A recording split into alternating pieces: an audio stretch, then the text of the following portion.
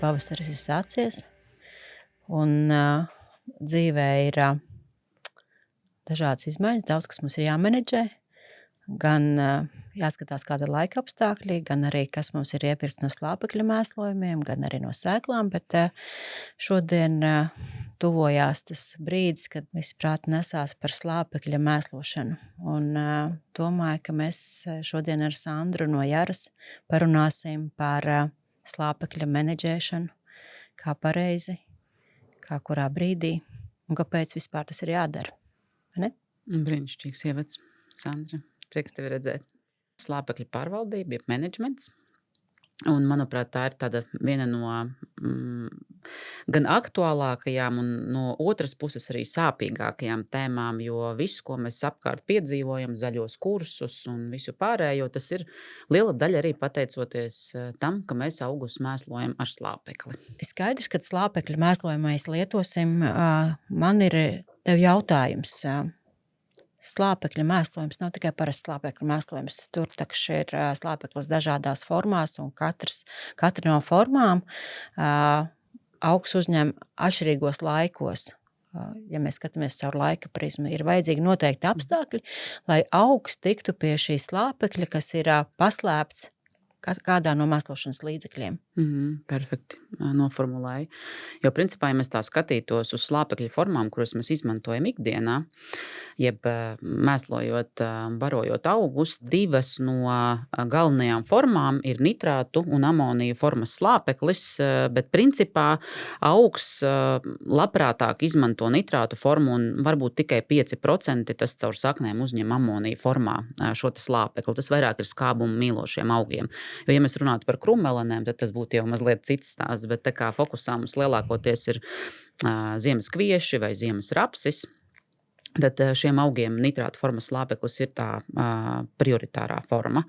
Bet vēl ir, protams, mēslošanas līdzekļos arī urīnvielas formā, tātad jeb karbamīds, kā mēs zinām, un tad pārsvarā tās ir tās trīs formas - amonijas, nitrāts un urīnviela, kuras arī tiek operētas šajos mēslošanas līdzekļos. Tam slāpeklim tas man patīk nosaukt to par likteni, ir ļoti dažāds un nevienmēr tas ir saistīts ar augiem, jo slāpeklis pārvēršoties ir tīpaši no amīdu formas piedzīvo ļoti lielu mobilizāciju, fiksāciju uz māla daļiņām, jo tam jābūt pārvērstam nitrātu formā un izdzīvojot šo ciklu, slāpeklis var izskaloties, izgarot, un tas ir tas viss, kāpēc tā kā mums tā tīri teorētiski skatās uz rokām, kur mēs to slāpekli lietojam. Tas nav tāds tā kā mums kāds gribētu ierobežot, lai mēs nekad nelietotu kaut ko, bet tīri saprast, kāpēc tad mēs saražojam šo slāpekli kaut kādā citā formā, kas tiek izgarots gaisā vai tieši arī var izskaloties, kas bija iepriekšējā gadā tā vislielākā sāpe, ka liela daļa mēslošanas līdzekļa, lietojot nepiemērotā laikā, pie liela nokrišņa daudzuma arī izskalojās. Tu domāji, īsi pirms lielajiem nokrišņiem, kas mums bija sākušies māja vidu. Jo tas ir tas par to īsto laiku un vietu, un lai cik tas varbūt nebūtu sāpīgi, ir jāskatās tās prognozes un jāsaprot, cik tos milimetrus mums lietus solīs, un tikai ļoti, ļoti neliela daļiņa no tā visa. Nevis neliela daļiņa, bet tas pamat uzdevums, lai mēs to slāpekli iedot augiem, ja mēs esam nepareizo mēslošanas līdzekli izvēlējušies vai formu, vai arī apstākļi nav bijuši labi, tad tikai neliela daļa beigās var nokļūt augam pieejamā formā. Un tas tāpēc tas slāpekļa liktenis ir ļoti sarežģīts un ne tikai tas slāpeklis pats, viņš tur maz ko var ietekmēt, bet mēs kā agronomi, kā saimnieki lietojot slāpekli, to likteni gan varam grozīt.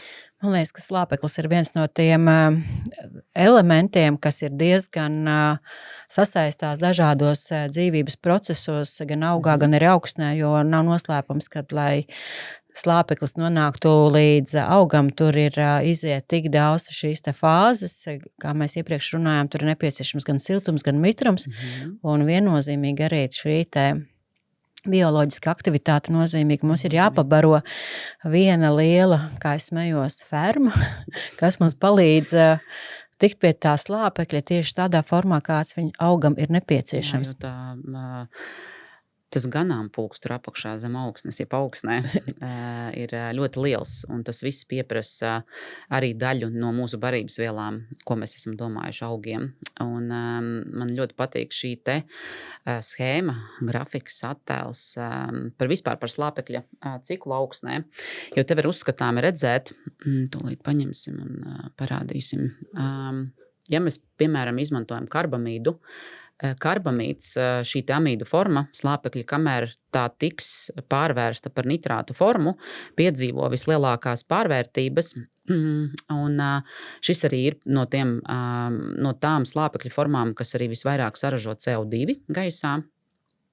Un tāpēc arī tiek izgudroti dažādi inhibitori, kas tā kā aptur šo procesu, lēnina, palēnina, lai tas nav, piemēram, pēkšņi siltākos reģionos masveidā. Tas ir ļoti būtiski, un šī te mēs arī paskatīsimies, kā tas ķīmiski reakcijās notiek un cik dienās tas notiek, bet principā jā, tad pārvēršoties pēc tam uz amoniju formu, no amīdu formas, tad CO2 mēs pazaudējam, tālāk no amonija formas uz nitrātu formu. Šis ir atkal amoniaks, kas iztvaiko, un vēl pa vidam slāpekļas, dažādas gāzes. Bet, ja mēs lietotu, piemēram, amonija nitrātu vai Jaras gadījumā tas ir aksen produkts, kur ir slāpekļa formas divas, pusi uz pusi, amonija, tas ir nitrāta forma un amonija forma, tad attiecīgi daļu augs uzreiz var izmantot, un šeit mēs runājam par to precīzu mēslošanu īstajā vietā, īstajā laikā, kad augs ir attiecīgi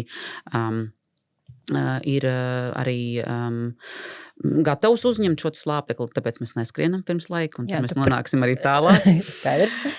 Un tad ir tā daļa, ko mēs noglabājam tā kā rezervēs, bet tā rezerve ir uz šīm te māla daļiņām vai uz organiskās vielas. Un tad arī ir jautājums, ja mums ir smilšaina augsne, mums īsti jau noglabāt nav kur.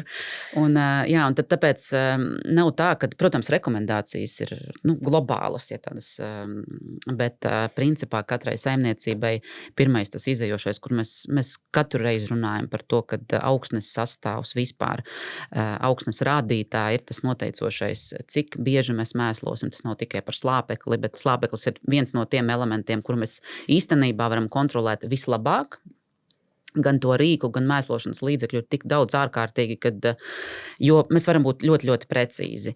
Un šajā schēmā tas galvenais ir, kad jo ilgāks laiks paiet, jo vairāk zudumu. Un bieži vien šķiet, ka karbamīdā ir 46% slāpekļa. Vilinoši. Ļoti vilinoši, un pat gada, un beigās, nevis gada griezumā, bet, teiksim, audzēšanas perioda beigās, iespējams, tur varbūt ir izmantojušies tikai 20 liederīgi. Teorētiski es atceros, mums bija kāds zemnieks, kas mēģināja apgalvot, ka karbamīdu uzliekot martā, viņam sanāk augstākā proteīna raža no kviešiem, tad pilnībā šeit mēs reāli redzam, ka tas ir ļoti utopiski. Tieši tā, tur tad ir jāsakrīt ļoti, ļoti daudziem apstākļiem un mikroorganismu aktivitātei un visam citam, gan struktūrā, gan ķīmiskajās reakcijās, lai kaut kas vēl paliktu uz augšanas stadiju 60+, piemēram, ziemas kviešos. Tā kā, jā, un no tādas ķīmiskā viedokļa, ja mēs tā paskatītos tādām reakcijām, tad mēs attiecīgi nokļūstam tādā grafikā, kur varbūt ar pašu tādu amīdu formas slāpekli kā tādu problēmu jau nav, jo arī Jara to izmantot ļoti daudz dažādos produktos, gan kā tas vairāk manā uztverē, kā agronoma ir tāds tehnisks slāpeklis, kuru pēc tam var pārveidot nitrātu, amoniju formā un attiecīgi ražot arī citus mēslošanas līdzekļus. Principā tas amīdu formas slāpeklis uz amoniju formu pārvēršās plus mīnus 4 dienās. Brīnišķīgi, nekāda problēma nav, pareizi, tie tā padomā. Tas ir tikai tās 4 dienas, viss. Un kur tad tās problēmas slēpjas? Problēmas slēpjas tajā, kad pēc tam no amonija formas uz nitrātu var būt tā, ka šis te slāpeklis pavada pat 6 nedēļas. Iedomājies, tā ir tā situācija. Es pavasaris mazliet, šobrīd arī mazliet pavasaris ir iesilis jau, nu, tā kā sniegs kūst, un mēs jau tā kā vēlamies jau braukt uz lauka. Un man, piemēram, ir amonija sulfāts. Pieņemsim. Arī amonija, piemēram, nitrāts. Šajā gadījumā nitrātu forma strādās uzreiz, ja augs būs gatavs uzņemt šo Un te tev tur ir slāpekli. vajadzīgas tomēr arī saknes. Jā, un ja nav Jaunas sakņu, un saknes. tas, ka tur tā spurgaliņa vai piesaknīte ir tie, mēs redzam, jā, arī bieži vien visi dalās ar bildēm, kad paskatieties, man sakņu sistēma ziemas kviešiem ir atjaunojusies, un tur tāda knapi centimetru tāda maza piesaknīte. Jā, nu kaut kas tur tiks uzņemts, bet ne viss, un tad jautājums, kas notiks ar to pārējo daļu, kurā grāvī, jeb gruntsūdeņos tas ir aizplūdīs.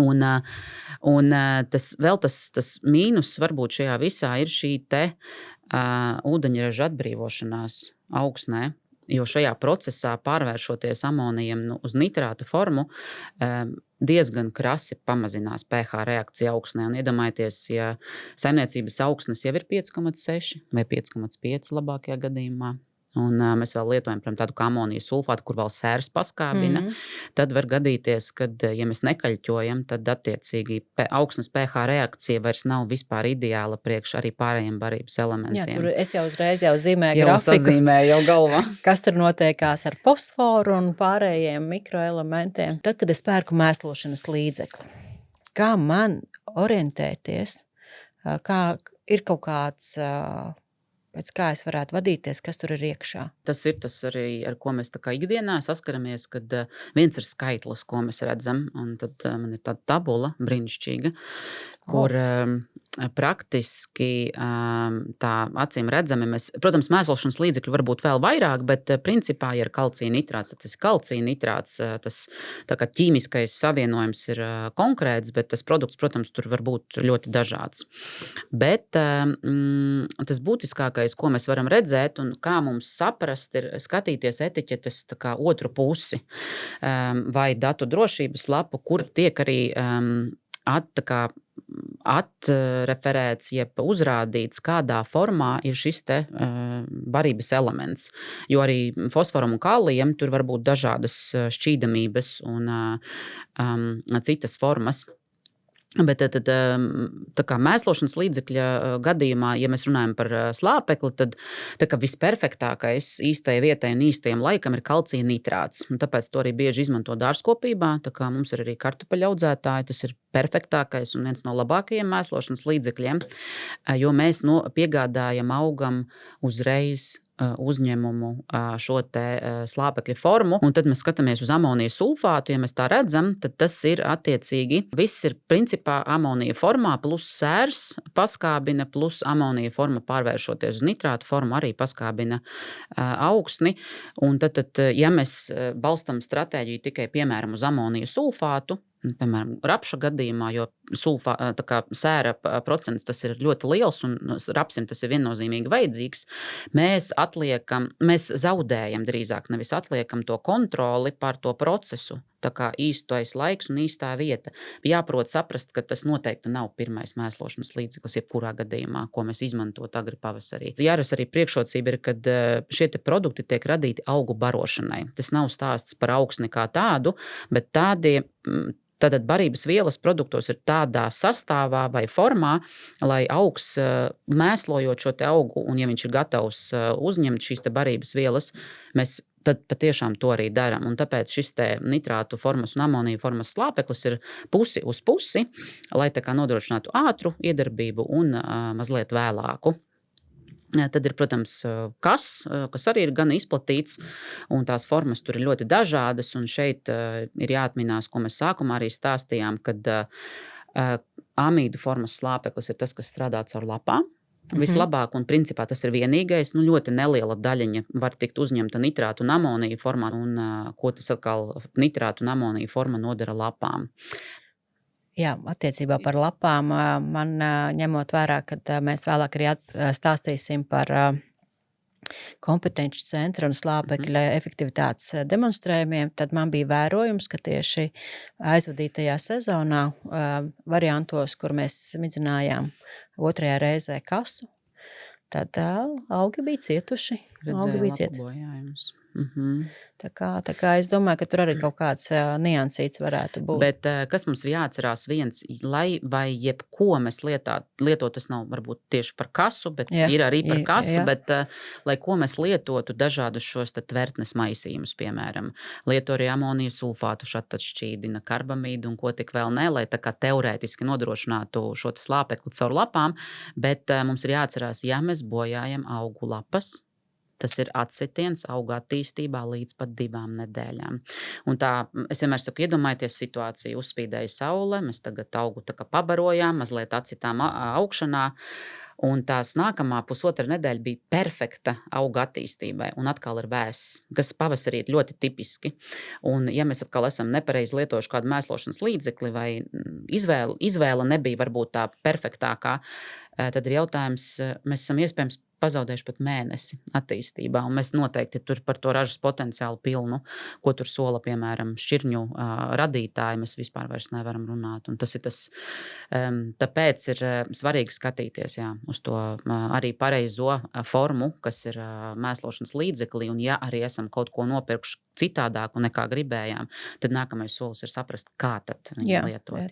Polārs, jeb amonija nitrāts, tad sastāvs arī, procentāli mazliet var atšķirties, bet principā tas ir pusi uz pusi nitrāts un amonijas, bet šeit klāt nav nekā cita, ne sēra, ne kalcija.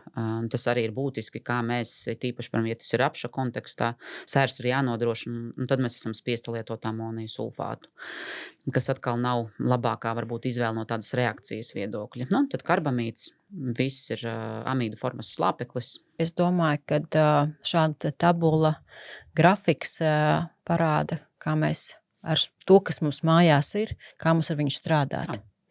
Un kā menedžēt, lai būtu labi gan pašiem, gan augam. Tieši tā, jo mūsu pirmais un svarīgākais mērķis ir iegūt ražu. Tieši tā. Un ražu mēs varam iegūt tikai tad, ja augs ir pilnvērtīgi pāēdis. Protams, šīs dienas tēma ir slāpeklis, bet slāpeklis arī viens pats nestrādā bez citiem elementiem, un to mēs ļoti labi redzam arī dažādos izmēģinājumos. Jā, paldies par tādu ļoti praktisks ievirzis teorētisko daļu, un lai tā precīzi saprastu, kā tie slāpekļa mēslojumi strādā realitātē dzīvē, mēs esam ierīkojuši kompetenču centrā slāpekļa dinamikas demonstrējums ar 10 dažādiem mēslošanas variantiem, un projektu mēs realizējam kopā ar Jāras komandu. Paldies Sandrai un visai pārējai komandai, ka tur iesaistās, un protams, arī universitātei paldies. Tie varianti, kas ir izvēlēti, ir pietuvināti realitātei. Tur, protams, var teikt, ka tie ir mazie lauciņi un tie ir izmēģinājumi, bet tendences ir ārkārtīgi labi redzamas, un tas ir mūsu svarīgākais arī mērķis saprast šīs tendences, kādas varētu būt arī konkrēti saimniecībā. Jā, jo, kā tu teici, tas ir pietuvināts, būsim precīzāki, tās ir arī aizņemtas populārākās receptes, ko zemnieki lieto saviem laukiem, un šis projekts arī tapis arī dēļ tāda vienkāršām situācijām, kad mums saimniecības prasa, kā tad būtu, ja es darītu tā? Jā. Un kad tad būtu man pareizāk darīt to tad un tad? Un šī konteksta sakarā tad arī mēs izveidojām šo te projektu, kas jau iet 2 pilni cikli mums ir izgājuši un ir plānā šajā gadā, šajā sezonā viņu realizēt vēl, un domājams, ka turpināt vēl ilgi un ilgi, kamēr mēs izveidosim kopīgu tādu bildi, kurā brīdī, kurā laikā un kad ir vislabāk. Bet ņemot vērā, tad ir izmantoti, cik es saprotu, tātad vairāki mēslošanas līdzekļi. Mēs, protams, analīzējam šoreiz 2 gadu rezultātus, bet tā kā izmēģinājumi ies uz priekšu, un tad arī skatīsies vēl variantus. Bet arī šeit, akcentējot tabulā, mēs redzam, kādi mēslošanas līdzekļi ir izmantoti un kādā formā ir konkrēti arī slāpeklis šajā gadījumā, šajos izmēģinājumos. Ko mēs vēl darījām arī no Jāras puses, mēs izmantojām N-testeri. Es iepriekš arī nepastāstīju par to, ka mēs parasti jau zemnieki izmanto, un lielākā daļa, nevis parasti, bet lielākā daļa izmanto, kaimiņš brauc, es arī braucu, tādu intuitīvi pieņem lēmumus, un tādā veidā mēs arī izmantojam šo te mēslošanas stratēģiju. Ja jābrauc, tad jābrauc, un bez mērījumiem, un paldies, ka jūs pieteicāties mērīt ar N-testeri, kurš būtu brīdis īstais. Jā. Lai mēs to varam, vai mums sakrita, vai mums nesakrita. Vai augs ir pāēdis vai nav pāēdis. Tas tā. ir tas, jo vienmēr es saku, uz jautājumu var jāskrien vai nav jāskrien mēslot tagad un tūlīt, un ja kāds kaimiņš to ir izdarījis, vēl uzdot papildus jautājumu kaimiņam, vai gadījumā tas nebija NPK mēslošanas līdzeklis, jo, ja mēs runājam par NPK mēslošanas līdzekli, tad, protams, tā stratēģija pieļauj, ka tas ir mazliet ātrāk nekā vajadzētu braukt ar slāpekļa mēslojumu, un tur ir maza daļa slāpekļa, parasti arī vai lielāka, atkarībā no stratēģijas, bet ņemot vērā arī Dāņu, Norvēģu un Zviedru pieredzi jarā, principā ar augstu slāpekļa saturu NPK tas ir ārkārtīgi ar lielu iegūmu. Mums ir ļoti svarīgi, ka mēs analizējam barības elementus, kas ir graudos, tad graudu paraugus ņemam, analizējam gan slāpekļa kontekstā, gan vispār apskatāmies iznesi, kas ir, manuprāt, arī ļoti svarīga šķirņu izmēģinājumos, cik tad ir iznesis augs un cik nav, jo katra šķirne ir citādāka, un šeit mums ir fokusā braids. Jā, pareizi.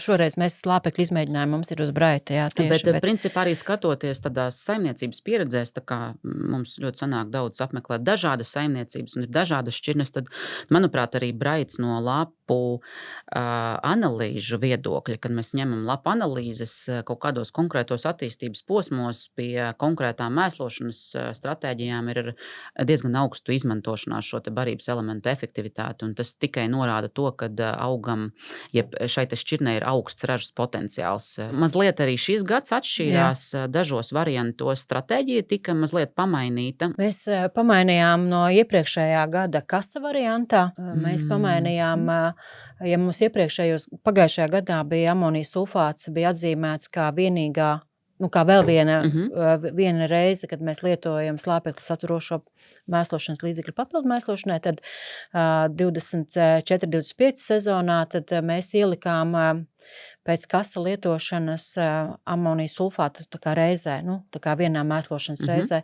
Tas ir tā, kā to veic arī saimniecības. Tā kā to veic arī saimniecības, jo mums bija nebija pirmajā gadā precīzi informācija nodota no ziņotājiem, kā ir pareizi lietots, tāpēc šajā gadā varbūt ir tā kā neliela niansīte. Ļoti labi arī pieminēja to, ka bieži vien arī tad, kad mēs runājam, piemēram, telefonu sarunā vai kā citādi, ja iztrūks datu par kaut ko, mēs nevaram arī precīzi dot šo te rekomendāciju, un tāpēc arī tādos izmēģinājumos, es lietoju, piemēram, trukasu ar amonijas sulfātu, bet tas atslēgas vārds ir, kā tu to savā saimniecībā dari, un tas arī var izmainīt šo te... Jā, vai tās ir bijusi tā starpības starp to pirmo un otro mēslošanas līdzekli ir bijusi nedēļa, vai tās bija 2 dienas, tas bieži vien man šķiet, ka jau ir diezgan liela loma spēlē.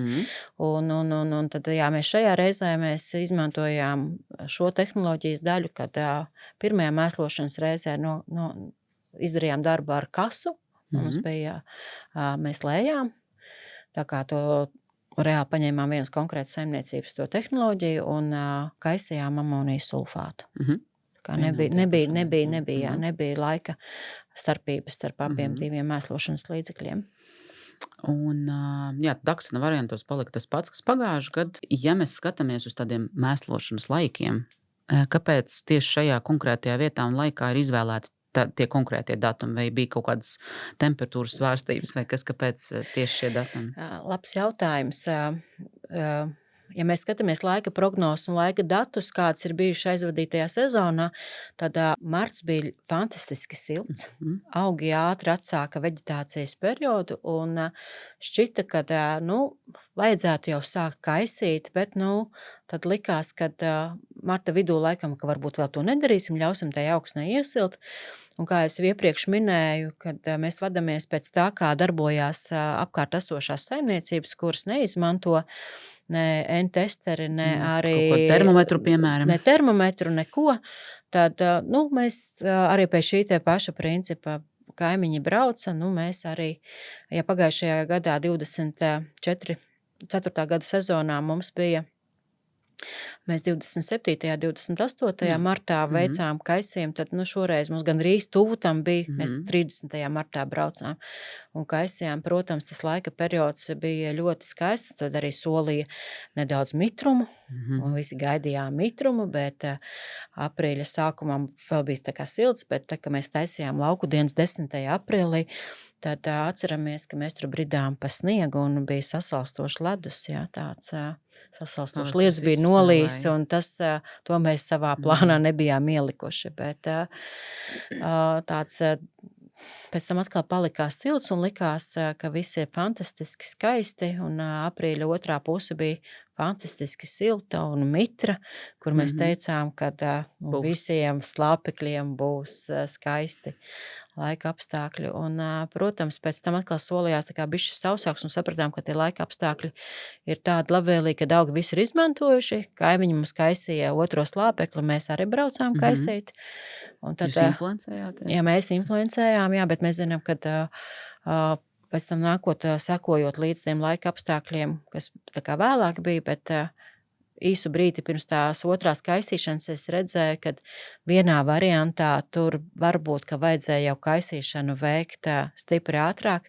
Tur, kur pirmā slāpekļa deva bija ielikta krietni mazāk, tas, kur akstans bija 150 kg pirmajā mēslošanas reizē, augi izskatījās jau tā kā cietuši no slāpekļa trūkuma, un pirms otrā kaisīšanas reizē bija jābūt stipri ātrāk. Arī, ja mēs redzam, skatāmies arī šajā te slaidā, mēs redzam, ka trešajā variantā fiksētais foto ar kviešiem, tad mēs redzam, ka viņi tiešām ir dzeltenīgāki un visu sezonu, atlikušo sezonu, mēs pēc tam vairs nevarējām noķert šo te sulīgi zaļo krāsu, kur, ja zemnieki ķer krāsu, tad mēs redzējām, ka tas tonis nebija visas sezonas garumā. Tas nozīmē, ka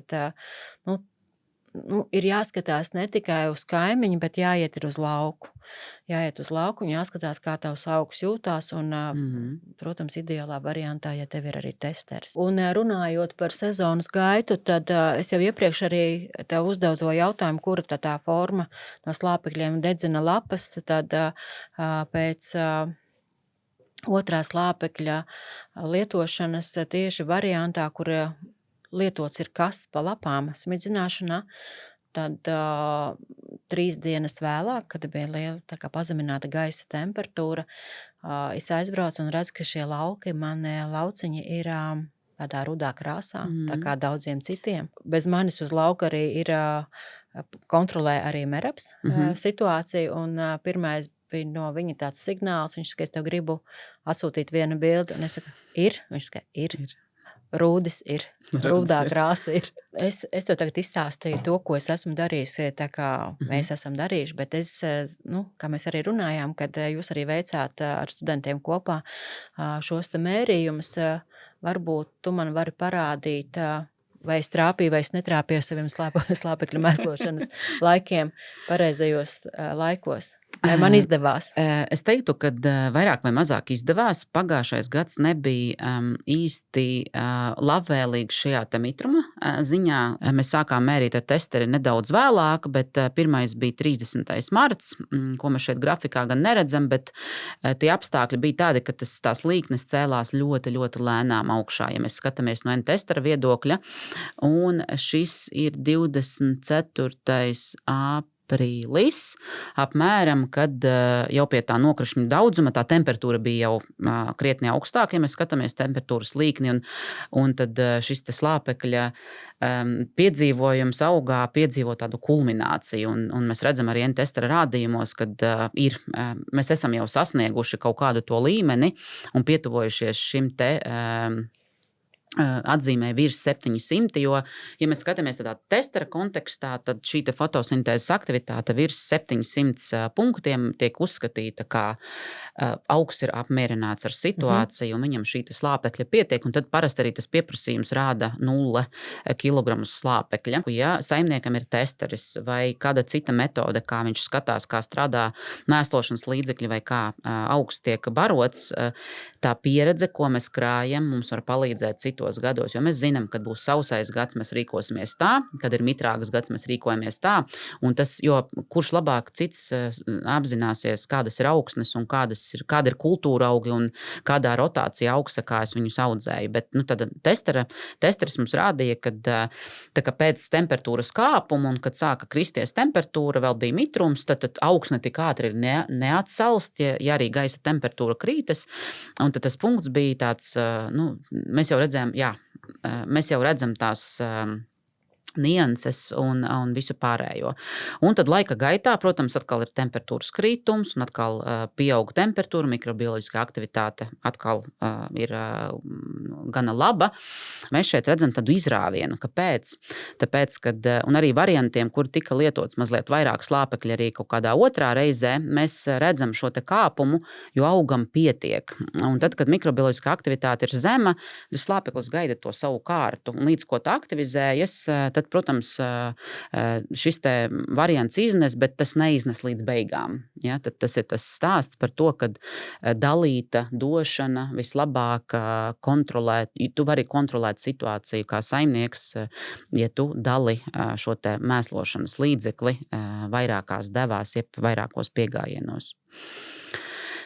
Tā kā reāli grafiks parāda, kad kā tas slāpeklis tomēr tajos augos, kāda nepieciešamība viņam ir, un mēs redzam, ka nevienmēr tas laika un ekonomijas, laika taupīšanas nolūkā, ka iedos visu vienā reizē, kad augam pietiks visā sezonā. Tad brīdī, kad viss ir aktīvāk, viss notiekās, viss krītās un pieprasījums pēc slāpekļa vēl aug. Jo, ja mēs, protams, skatāmies uz kaut kādiem bruto segumiem, kas tur ir valstī vidējie, ko parasti ir izlaijuši katru gadu, katrā saimniecībā situācija ir citādāka. Un, protams, ka tur mēs vienmēr, skatāmies tur algu izmaksas un cik mēs bieži kliedējam, bet ja mēs skatāmies uz slāpekļa cenu, un skatāmies, kad attiecīgi mēs iedavām vienu reizi un aizbraucām tikai vienu reizi. Teorētiski mums šķiet, ka mēs par degvielu vai braucieniem samaksājām mazāk, bet mēs zaudējam daudz vairāk, ko mēs tā vienkārši tā fiziski nevienmēr varbūt varam katrā saimniecībā pierādīt, bet slāpekli mēs krietni zaudējam. Un ja mēs runājam par ekonomiskajiem rādītājiem, tad mēs šajā gadījumā mēs netaupam uz braucieniem, bet mēs efektīvi izlietojam slāpekli. Un šeit ap pat 17. maijs. Šeit ir novērojams liels nokrišņu daudzums, un mēs arī šeit redzam testera līkne krītas. Tas nav tāpēc, ka pēkšņi tur mēs nebijām kaut ko iedevuši, bet šis ir tā arī indikācija, kāpēc vienmēr saku, ja mēs ar testeri mēram augus, jeb skatāmies šo te augu fotosintēzi, augs šajā mirklī cieš diskomfortu. Šeit viņam nav tikai slāpekļa bats šajā mirklī, viņam ne tikai slāpekļa pietrūks, bet arī citu elementu, jo ir ārkārtīgi pārmitra augsne un plus temperatūras nokritās. Un tas mums arī tādā laika griezumā, dažādās šķirnēs, mēs varam sekot līdzi šādiem te mērījumiem un saprast, kura šķirne ir atsaucīgāka, neatsaucīgāka un kā tad man vajag savu to stratēģiju slāpeklim balstīt tieši savā saimniecībā. Tāpēc šādi grafiki katru gadu savs mitrs, optimāls, neoptimāls mums norāda kaut kādu virzību vai sapratni vai to, ko es esmu izvēlējies, vai tā mana stratēģija audzēšanas arī man kalpo līdz beigām, tikt pie tās labākās ražas. Jā, ļoti skaists grafiks, un it sevišķi, ja tu vēl paskaidro, kurš brīdis, un ja mēs visi atceramies, kad māja vidus mums bija vienkārši, visos reģionos bija traks. Vienīgi. Tā ir, es domāju, ka tas bija tas lūzuma punkts daudziem notikumiem, kas pēc tam vēlāk arī mums sekoja. Bet mēs no tā vienmēr varam arī kaut ko mācīties un nākamajos gados reaģēt uz priekšu. Tāpēc arī man patīkās, kad mēs kompetenci centrā esmu definējusi arī to, ka tā nav ideālā vieta, ka tie nav ideālie apstākļi, kur kādi daži citi domā, ka izmēģinājumiem vienmēr būs pats labākais, pats siltākais, pats optimālākais. Diemžēl nē, dzīvojam pēc tiem pašiem noteikumiem, kā lielās saimniecības, lielie ražošanas lauki. Šeit ir principā, cik mēs esam slāpekļi iztērējuši un kādas ražas mēs esam ieguvuši. Un tādā šķērsgriezumā, šo 2 gadu šķērsgriezumā, paskatoties, kuri no variantiem kādu ražu ir devuši. Un kas ir ar to pirmo aksanu variantu, jeb stratēģija visu vienā laikā, vienā devā. Šis atslēgas vārds ir mālaina augsne. Un, ja ir šīs ļoti daudz māla daļiņas vai pietiekami laba organiskā viela, šis saturs augsnē, jā, šāda stratēģija kādreiz var iznest labu ražu. Un tas nav tā, ka mēs galīgi tā kā sakam nekad, bet ir kaut kādi apsvērumi, varbūt saimniecības, viņas redz to kopējo ainu saimniecībā. Jā, es esmu izvēlējies, es tur kaut ko zaudēšu, bet arī šādos variantos, protams, ražu var iegūt, ja attiecīgi augsnes sastāvs to ļauj. Perfekt. Bet tā kā mēs izbraucot ārpus mālainākām teritorijām, jeb smilšmāla teritorijām vai velēnu karbonāta augšņu teritorijām, tas jau vairāk ir uz Kurzemes piekrasti vai uz Latgali, attiecīgi tur tās smilšainās augsnes ir krietni vairāk, lai arī pat Latgali ir ļoti tālu no jūras, bet tā stratēģija noteikti neatmaksājas. Tas ir skaidrs, bet lauciņos tas uzrāda, jo, kā jau tu minēji sākumā, mālaina augsne ir atslēgas vārds, kāpēc arī šis rezultāts šajā mirklī arī uzrāda diezgan labu ražu. Un, protams, tad ir aksanu varianti, kas, manuprāt, arī skatoties 2 gadu šķērsgriezumā ir uzrādījuši ļoti labu ražu un iezīmējies arī kāds no variantiem ar ļoti labu stabilu. Un šeit arī tas stāsts, kad varbūt tā pirmā deva būtu attiecīgi mazliet lielāka, būtu kā saimniecībā mēs esam spējīgi.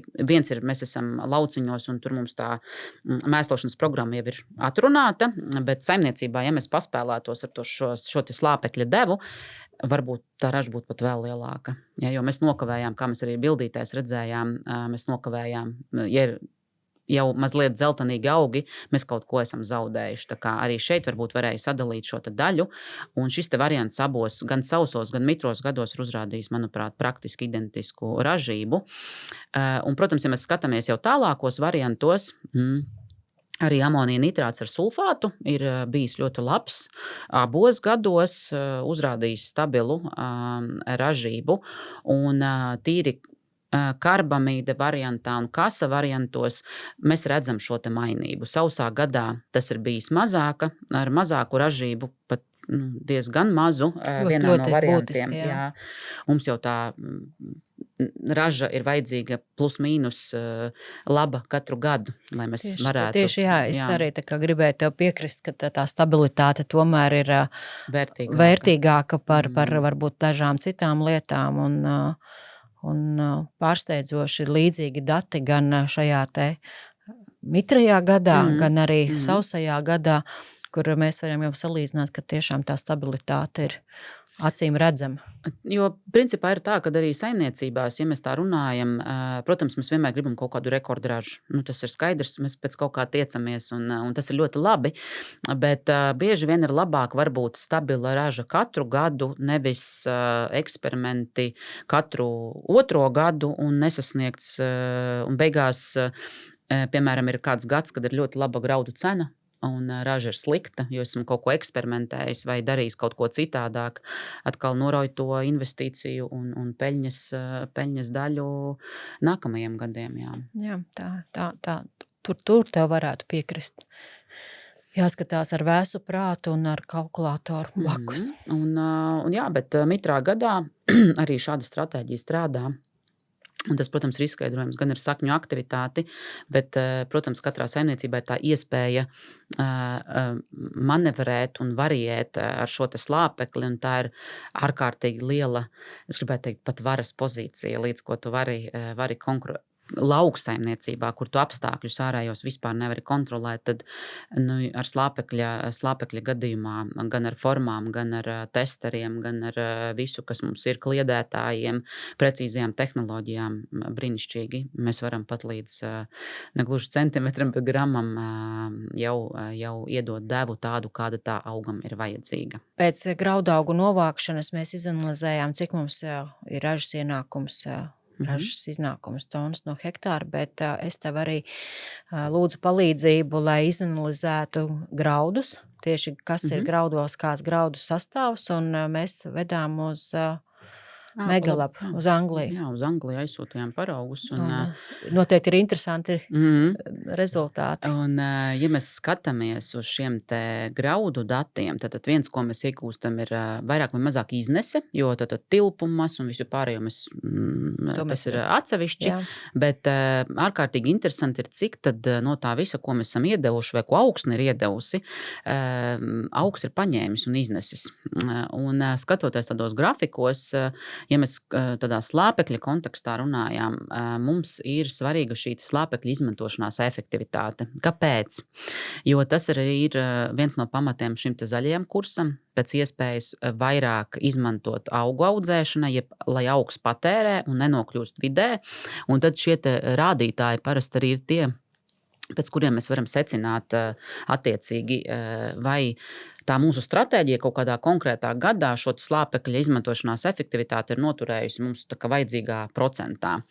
Un tas vairāk vai mazāk ir no 75% līdz pat 90%, bet arī ļoti, ļoti augsta slāpekļa izmantošanās efektivitāte liecina par ārkārtīgi aktīviem mikrobioloģiskiem procesiem, un tas arī nav labi tā kā neatstāt neko arī augsnei, ka tikai augs visu paņem. Tā kā tur ir arī tā vienmēr divējādi jāskatās, bet šo te 2 gadu kontekstā, 24. gada sezonā attiecīgi, protams, viens ir šī te ražas korelācija, bet mēs šajos te aksanu variantos un amonija nitrāta un sulfāta variantos redzam ļoti labu šo te barības, šie tieši konkrēti slāpekļa izmantošanās efektivitāti. Un kasa variantā šajos te sausajos apstākļos, kas ir bijuši, liela daļa ir aizgājusi nebūtībā. Tas ir tas, par ko es arī stāstu vienmēr, kā mēs izmantojam konkrētu mēslošanas līdzekli un kuras formas, tad, kā mēs iepriekš arī runājām, tiek izmantotas vai nu caur lapām, vai nu caur sakņu sistēmu. Un tas mums rada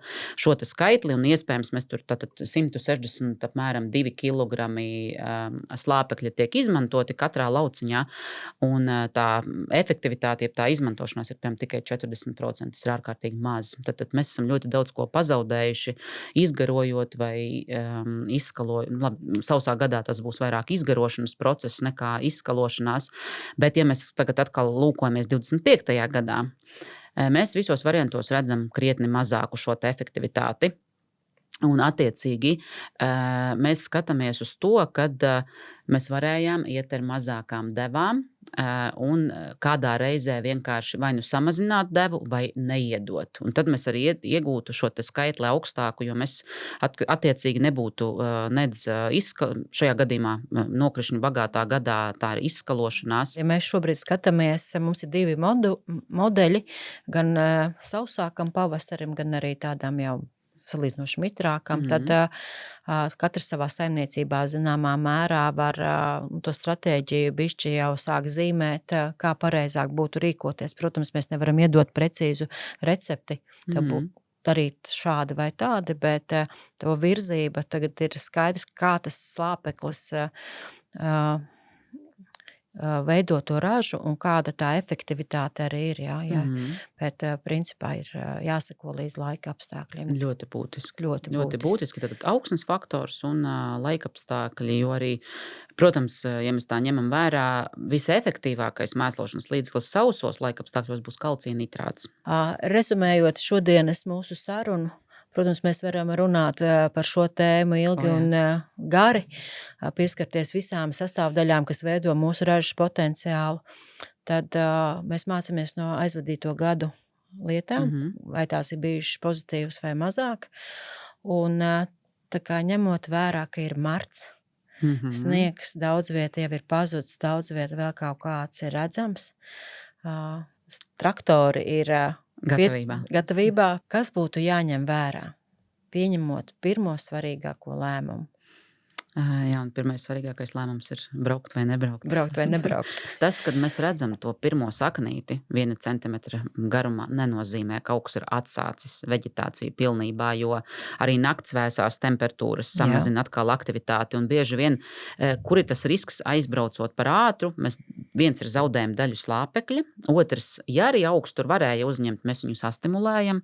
Un pēc vēsturiskiem visiem datiem tu man noteikti piekritīsi, jo jums ir sava arī meteostacija blakus, kur jūs ļoti labi redzat, ka pēc tāda silta perioda ir pēkšņi krietni vēss. Un tāpēc sekot līdz vismaz 5-6 dienām ir jābūt šai te +5 grādiem temperatūrai augsnē, lai varētu teikt, ka patiešām augs ir atsācis veģetāciju un ir gatavs patērēt to, ko tu iedosi. Sandra, man papildus jautājums. Ne jau augsnes virspusītē tiem 5 grādiem. 10 centimetri. Jā, 10 centimetri, jo augsnes virspus ir ļoti mānīga. Tas ir tas stāsts par šo mikrobioloģisko aktivitāti. Ja tas nav it īpaši nitrātu formas slāpeklis, neviens tev neko neatbrīvos tajā mirklī, un mēs vienkārši zaudējam laiku, vietu, un ja arī augs grib ēst. Tā kā, redzot arī kompetenču centrā izvēlētos datumus, šis 30. marts, manuprāt, Zemgalē ir perfekts laiks jau kuro gadu, lai sāktu apmēram no 20. marta mēs jau varam sākt apdomāties. Viss ir atkarīgs, protams, no augsnes un arī saimniecības lieluma, jo arī tad ir jāņem vērā. Jā, tas ir. Diemžēl, jo lielāka saimniecība nevarat izdarīt. Un kaut kur, protams, kaut kur var zaudēt un kaut kur var iegūt, bet tādā nelielākā saimniecībā, jo precīzāk mēs noteiksim šo temperatūru augsnē un pasakosim līdzi, jo arī precīzāk izlietosim šo mēslošanas līdzekļu. Un viļāni, balvi, ņemot vērā šādus attēlus, Jarai ir atvērumā šī fotoanalīze, kur var veikt šo smērījumus jau neskaitot dzinumus, un ārkārtīgi tuvu tiek noteikta šī pirmā deva, bet skatoties pēdējos gadus, es teiktu, šie 50 kg tīrvielā ir bijuši lielākajā daļā Latvijas ļoti, ļoti laba izvēle. Ir īpaši, ja ziema mums būs saudzējusi, un ziema bija īstenībā ļoti laba. Bija laba ziema. Tieši no sniega seguma, un es domāju, ka dzinumu skaits vietām būs arī tie 900, un tad ir jāskatās. Tad ir jāsāk domāt un menedžēt, un galvenais arī jāzina arī šķirne, vai viņai ir tendences vēl pavasarī piecerot, bet viena daļa lauku man šķiet, ka arī bija diezgan vēl sēti, un tas būs pirmais variants, kur tas ejuma biezība šajā brīdī pēc sniega nokušanas. Iespējams būs tāda, kā būs. Kāda būs, jā. Ir ļoti jāseko situācijai līdz. Tas nav tāds, diemžēl mēs nevaram paredzēt to datumu pareizi. Bet mēs varam iedot virzienu un rekomendācijas. Tas gan ir tiesa. Jā. Tad vērojam laukus, rokās termometri. Jā. Vēsts prāts, neskatāmies, ko dara kaimiņš, bet ja arī dara, tad pajautājam. Galvenais ir komunikācija un tiekamies uz lauka.